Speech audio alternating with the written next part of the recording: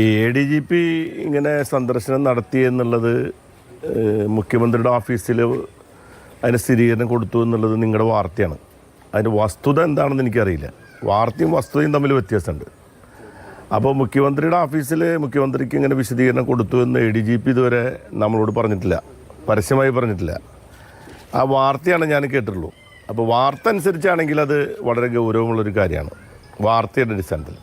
ഇനി വസ്തുതകൾ പുറത്തു വരുമ്പോൾ അത് വിശദമായിട്ട് അതിൻ്റെ മറുപടി പറയുന്നതാണ് ഉചിതം. അല്ലാതെ കേവലം നമ്മൾ വാർത്ത കേട്ട ഉടനെ തന്നെ ചാടിക്കയറി അതിൽ അഭിപ്രായം പറയുന്നത് ഇന്നത്തെ സാഹചര്യത്തിൽ ശരിയായിരിക്കില്ല. പക്ഷെ അങ്ങനെ ഉണ്ടായിട്ടുണ്ടെങ്കിൽ അത് ഗൗരവമുള്ള കാര്യമായിട്ടാണ് ഞാൻ കാണുന്നത്. വാർത്തയോടുള്ള പ്രതികരണമാണ്. ഇനി വസ്തുതകളോടുള്ള പ്രതികരണം വസ്തുതകൾ വരുമ്പോൾ പറയും. പിന്നെ ഇപ്പോൾ ഒരു കാര്യം നിങ്ങൾ ഈ മീഡിയകൾ പറഞ്ഞു വരുന്നത് എന്താ, ഇപ്പോൾ ഇദ്ദേഹം അവിടെ സന്ദർശനം നടത്തിയത് നിങ്ങൾ പറയുന്ന അനുസരിച്ച് പൂരത്തിനെ അലങ്കോലപ്പെടുത്താൻ വേണ്ടിയാണെങ്കിൽ, അപ്പോൾ അതിലെ ഒരു കക്ഷി RSS ആണെന്ന് നിങ്ങളിപ്പോൾ കൺഫേം ചെയ്തിരിക്കുകയാണ്. അതുതന്നെയാണ് ഞാൻ പറഞ്ഞുകൊണ്ടിരുന്നത്.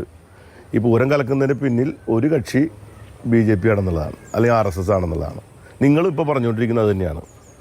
അല്ലെങ്കിൽ ഇപ്പോൾ RSS നേതാക്കന്മാരെ കണ്ടതാണല്ലോ നിങ്ങൾ പറയാറ്. ഈ പൂരം കലക്കാൻ RSS നേതാക്കന്മാരെ പോയി കാണാമെന്ന് പറഞ്ഞാൽ RSS നേതാക്കന്മാർ പൂരം കലക്കുന്നത് മുൻകൂട്ടി അറിഞ്ഞെങ്കിൽ അവർ തടയണ്ടേ? പൂരത്തോട് സ്നേഹമുള്ളവരാണെങ്കിൽ.